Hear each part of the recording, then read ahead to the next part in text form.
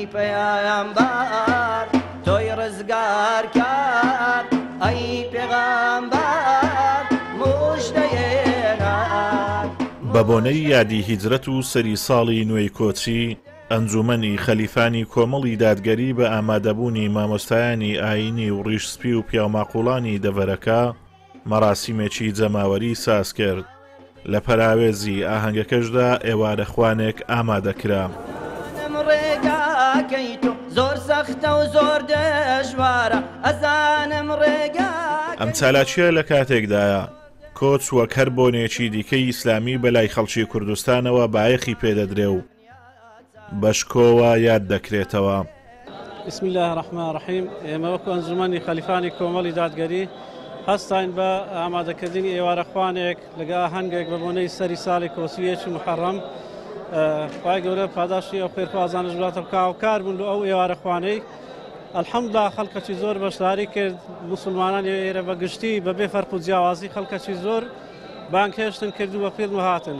سەرەتای کۆتایی هێنانی ئەو حەضارەتە پڕ لە زوڵم و زۆرداریەی کە لە جەزیرەی عەرەبی بە ناوی قوڕەشی و بە ناوەکانی دیکە ڕۆمەکانش فارسەکان هەموو کۆتاییان پێهات لەگەر هاتنی پێغەمبەر صلی الله علیه و سلم لەگەر کۆچی پێغەمبەر صلی الله علیه و سلم هیجرەت وەرچەرخانێکە لە کاروانی داوای بانگەوازی ئیسلامی. ئێستا پێویستمان بۆی هەیە هەمومان کۆچ بکەین لە چی؟ لە خراپە لە بۆ چاکە ئەوەی کە زۆر باشە تەمبەڵینە کە باشتر ببێ ئینشاءالله تعالی ئەوەی خراپە باش ببێ.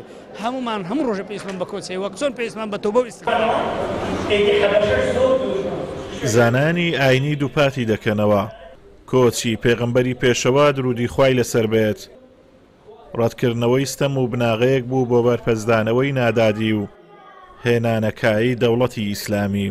ژیانی پێغەمبەر هەر هەمووی دەرسە ئامۆژگاریە دەستورە لە ئومەتی پێغەمبەر صلی الله علیه و سلم بەڵێ فێرمان ئەکا خۆڕاگر بین لە پێناوی دینی خوا.